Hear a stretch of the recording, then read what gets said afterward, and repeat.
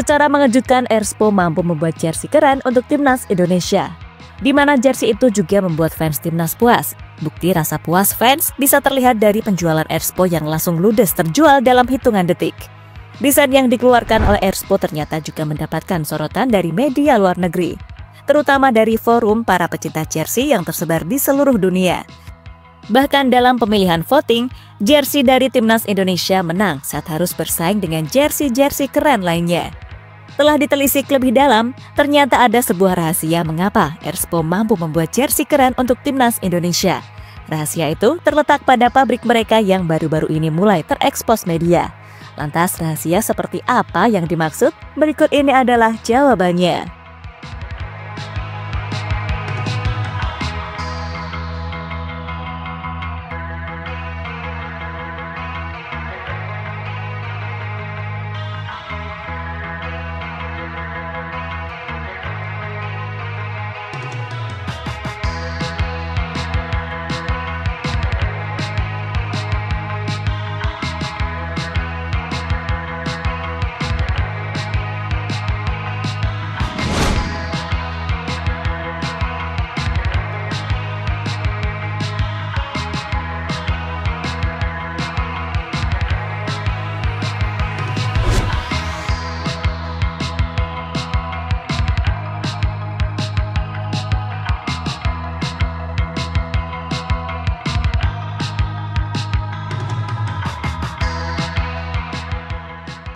Iya, dalam sebuah voting yang dilakukan oleh media luar negeri, mereka menunjukkan jika jersey timnas Indonesia berhasil menjadi desain nomor 1 di dunia.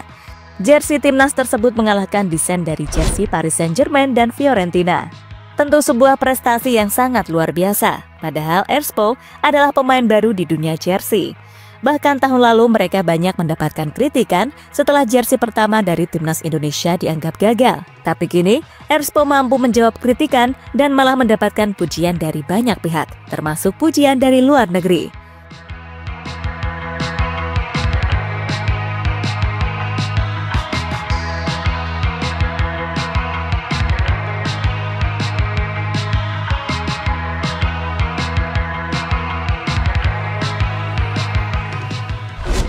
Saat ini Erspo tinggal merilis jersey ketiga dan jersey kiper dari timnas Indonesia.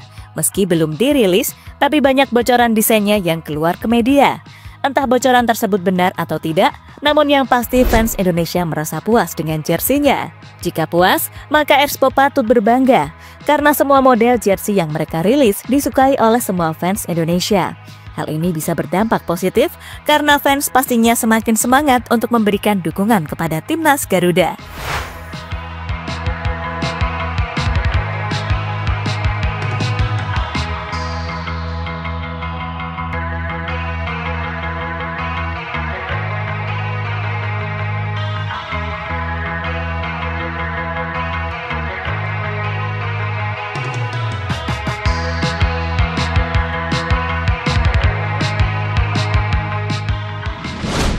Pabrik Erspo yang kini menjadi sorotan. Untuk mendapatkan apresiasi sebanyak ini, Muhammad Sadat selaku pemilik Erspo tentu tak bekerja sendiri.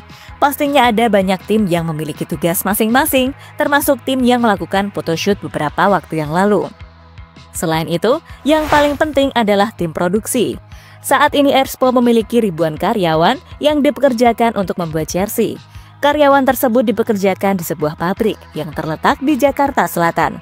Soal kondisi pabriknya, baru-baru ini diungkapkan oleh Ganindra Bimo dalam video yang ia unggah di channel YouTube-nya.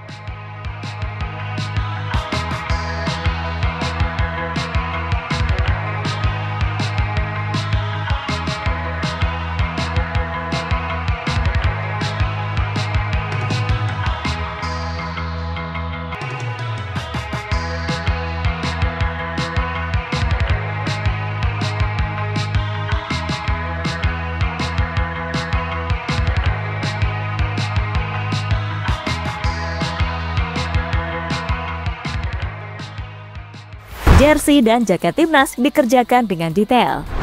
Sama seperti pabrik-pabrik lainnya, dalam pembuatan jersey dan jaket timnas Indonesia, semuanya dikerjakan dengan sangat detail oleh tenaga-tenaga profesional. itu dilakukan agar kualitas jersey dari Timnas Indonesia bisa maksimal. Jika melihat proses tersebut, wajar saja jika jersey keluaran Expo dibanderol dengan harga mahal, yakni bisa mencapai 1,2 juta rupiah. Untuk yang paling murah bisa didapatkan dengan harga kurang lebih 200.000. Yang paling murah biasanya adalah jersey supporter version. Jadi untuk menghargai para pekerja Expo yang telah bekerja keras selama ini, belilah jersey yang ori, bukan yang KW.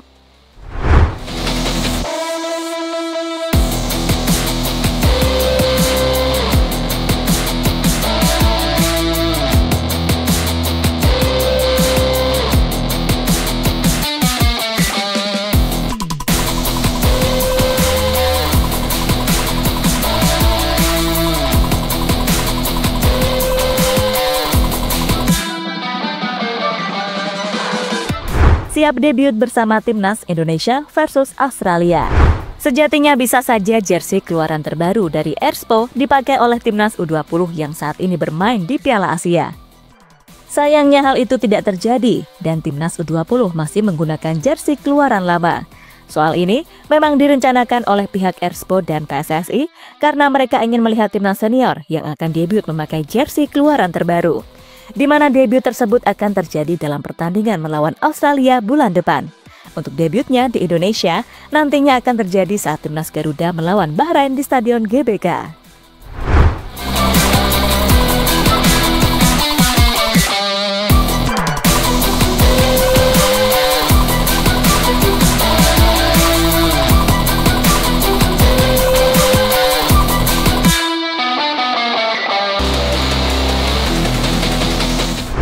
Berbicara mengenai pertemuan melawan Australia, baru-baru ini tim berjuluk The Socceroos tersebut kembali mendapatkan kabar buruk. Kabar yang dimaksud adalah saat pemain andalan mereka, yakni Riley McCree, mengalami cedera. Pemain berusia 26 tahun tersebut kini menambah daftar cedera yang dialami oleh Australia. Sebelum McCree, ada 7 pemain Australia yang mengalami cedera. Mereka adalah Kusini Yanggi, Thomas Deng, Harry Souttar, Jordan Bass, Connor Metcalf, Nestor Iragunda, dan yang terakhir Alexander Serkati. Dari 8 pemain yang cedera, sebagian besar akan absen saat melawan Indonesia. Tentu sebuah keuntungan yang harus dimanfaatkan oleh tim Garuda.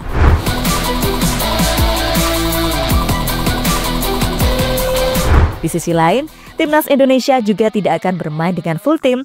Tercatat, ada 2 pemain yang tidak bisa bermain. Mereka adalah Justin Hubner dan Ragnar Oratmangun.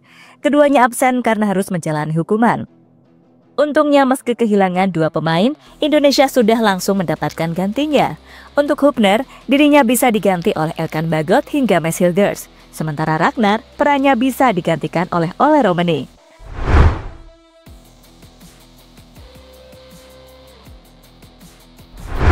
Sementara itu, meski secara pengalaman dan kualitas kita kalah, namun Indonesia tetap harus optimis dan bertekad untuk mengejutkan Australia.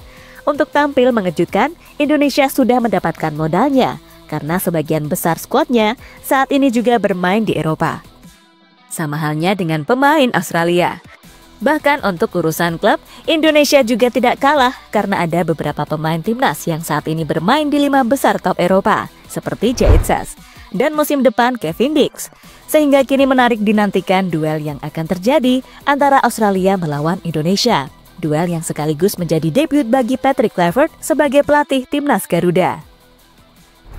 Jadi itulah cerita mengenai pabrik Expo hingga kabar terbaru menjelang Australia melawan Indonesia di lanjutan babak ketiga kualifikasi Piala Dunia.